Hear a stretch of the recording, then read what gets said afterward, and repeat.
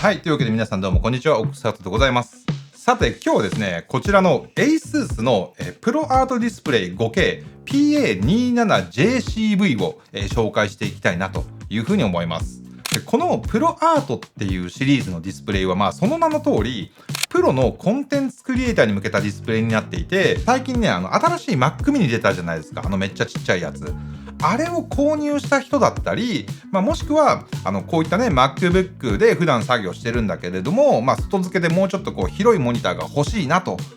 いうふうにね、思ってた方は、これ本当にね、Mac 用のディスプレイとしてめちゃくちゃおすすめできるなというふうにね、思いますよ。このプロアートディスプレイ、なんとね、スペックがほとんど、純正のね、スタジオディスプレイと一緒なんですよ。多少違いはあって、そのあたりは後ほどお伝えするんですけれども、それでいてね、お値段が、めちゃくちゃお買い得なんですよ。というわけでね、まずはスペックから見ていきたいなというふうに思うんですけれども、こちら画面サイズは27インチとなっていて、解像度はね、なんと 5K あります。なので、ほんとね、かなり広いです。輝度は標準で400ニト、ピーク時は500ニトとなっていて、コントラスト比は標準で1500対1、ピーク時で倍のね、3000対1になってます。でさらに色域は sRGB のカバー率が 100%、そして DCI-P3 のカバー率がなんとですね 99% となっております。で Apple のねスタジオディスプレイってその色域のカバー率書いてないんですよね、スペック表に。なので DCI-P3 のカバー率がちょっとどのくらいかはわからないんですけれども、でも 99% カバーしてるっていうことを考えれば、負けることはそうそうないんじゃないかなというふうに思います。ただしスタジオディスプレイの方は輝度がですね600ニトなのに対して、こっちのプロアートディスプレイは500ニトになってて、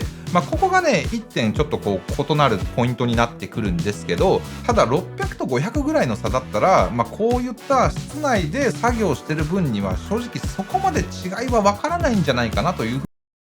大きく違うのはお値段で、スタジオディスプレイのね標準ガラスで、傾きのみ調整可能なスタンドとのセット価格でお値段21万9800円と、それだけでもかなり高額で、さらにこのねプロアートディスプレイ、これノングレア仕様になってて、当然ねスタンドも高さとか傾きとか全部変えられるんですけれども、それと同じ仕様のスタジオディスプレイだとお値段がですね31万4800円と、もうねパソコンより高くなっちゃうんですよね。そこでこのプロアートディスプレイいくらだと思います？なんとですねお値段12万円切るんですよ。それこそ同じねノングレアタイプのスタジオディスプレイのもう半額以下となっていて、それでスペックはほぼ一緒というわけですから、これはねMac 使ってる人のモニターとしてはもう相当有力な候補なんじゃないかなと思います。それではですね、こいつのちょっと細かい特徴を一つずつ見ていきたいなというふうに思うんですけれども、まずはやっぱり何といってもですね、この27インチで 5K っていう解像度ですよね。5K のモニターっていうと、32インチぐらいのサイズのものが多いんですけど、作業デスクの奥行きが60センチ未満とか、そういったちょっとそこまで奥行きを取れない場合ってなってくると、広い作業環境が欲しくても32インチっていうのは結構大きすぎるというか、正直逆にかなり見づらくなるんじゃないかなと思うので、やっぱりね日本の住宅事情を考えると27インチの方がやっぱり扱いやすいっていうケースは多いんじゃないかなというふうに思います。それにモニターのね左右にきちんとしたスピーカーを置きたいっていう人にとってもやっぱりね定位が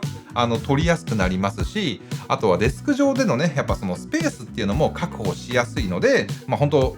デスクスッキリ族の人たちにとってはすごい27インチっていうのはやっぱり扱いやすいのかなと思いますね。そしてねやっぱりなんといっても 5K っていうのは本当作業スペースがめちゃくちゃ広いんですよ。4K のモニターを使ってる時よりも、だいたい 77% も広い作業スペースを確保することができるんですよ。でちょっとねこちらを見ていただきたいんですけれども、これが 5K のモニターでダヴィンチの 4K プロジェクトのプレビューを 100% にして表示している状態になります。4K を 100% で、表示してもこれだけねまだ余裕があるの分かります？比較してみると 5K のディスプレイと 4K のディスプレイではこれだけね表示領域に差が出てきて、この例だと 4K モニターで映像を全て表示するには表示倍率を 53% にする必要があって、なおかつ作業エリアに表示できる情報がかなり少ないですよね。これはね 4K ディスプレイで作業するよりも本当に圧倒的に作業効率が上がると思います。縮小すると細かい例えばノイズっていうのはもう本当目で見た感じ目立ちにくくなっちゃうんですよね。そういった細部にも気をつけながらね微調整を行いたいっていう人にとってはやっぱり 4K はその 100% 表示ができるような環境で作業できるっていうのは本当クオリティにもやっぱり直結してくるんじゃないかなというふうに思います。で次はねちょっと色の話をしていきたいなというふうに思うんですけれども、デザイナーやフォトグラファー、あとは映像クリエイターといった色に対して非常にシビアなもうプロのニーズを満たしてくれるようなモニターになっていて、プロにとって大事なのは、広い色域が扱える上でさらにねどれだけその表示されている色が正確かっていう部分かと思うんですよ。このプロアートモニターは工場で一台一台しっかりと正しい色がもう表示できるようにちゃんと色構成が実施されていて、でそれもねその色構成っていうのもその ASUS のなんか独自の基準とかっていうんじゃなくて、国際基準に準拠したカルマン認証をね全てのモニターが取得しているので、本当箱から出してすぐに完璧に近い色精度の環境で作業をねすぐに開始することができます。でこのね画面なんですけど、これはねルクスピクセルっていう、ノングレア非光沢の、画面になっていて、かなりね映り込みは抑えられます。特にね暗い写真とか動画のシーンで細かい調整をしたい時なんかには非常に作業がやりやすくなります。で当然ねこのモニターHDR には対応してはいるんですけれども、先ほどねスペックでお伝えした通り HDR を表示するモニターとしてはそこまで明るくないんですよね。一応HDR の規格ディスプレイ HDR500 には準拠しているんですけれども、 SDR よりはわずかに明るいっていう程度の HDR なので、ちょっとその HDR コンテンツをここで編集する方にはあんまり向いてないのかなというふうには思いました。でですね、外観なんですけど、ディスプレイのベゼルはそこそこ細い方かなと思いますけど、極端にもう本当にベゼルレスみたいな細さでは全然ないですね。でやっぱりねこのディスプレイの下の部分だけはちょっと太くなっていて、顎のようにちょっと出っ張ってるんですよ。そしてここの右端のところに、ボタン類がね配置されていて、ここをポチポチ押すことでなんか明るさとかを変えたりすることはできるんですけれども、この辺のメニューってそんなに一回設定しちゃえば毎回いじくるようなもんでもないので、下とか背面とかに隠してくれた方が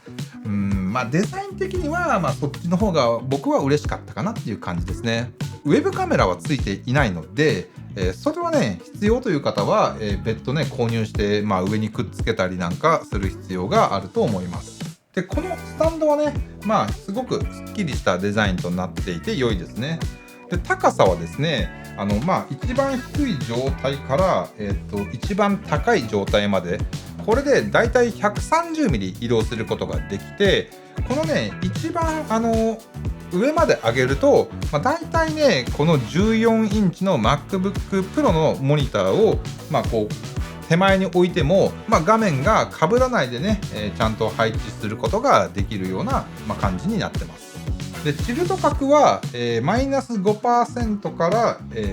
プラス 23% となっていて、で首振りはというと、左右にですねだいたい90度って書いてあったかな。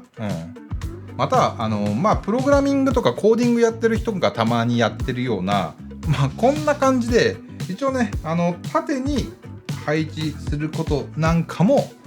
できます。はい、じゃあね、この背面の、ポート類をちょっと見ていきたいなというふうに思うんですけれども、まずね、インプットに関しては、HDMI2.1 が1つ、で、ディスプレイポート 1.4 が1つ、さらに DP オルトモードに対応して、かつパワーデリバリー、最大 98W まで給電できる USB Type-C が1つついてます。なので MacBook Pro と接続するには、このケーブル1本でこっちに映像を出力しつつ、このディスプレイの方から MacBook Pro に給電することができます。で他にもね、ここにね、ヘッドホンジャックが1つついていて、動画の編集作業をするときなんかに、遅延なくね、ヘッドホンで聞きたいなんていう方は、有線ヘッドホンをここにね、接続できるのも、便利なんじゃないかなと思います。あとは USB ハブの機能もついていて、で USB Type-A が3種類と USB Type-C のものが1種類ついてます。で USB Type-C のポートはね、この背面じゃなくて、ここにねついてるんですよ。この底の部分に。これが地味にアクセスしやすくて便利で、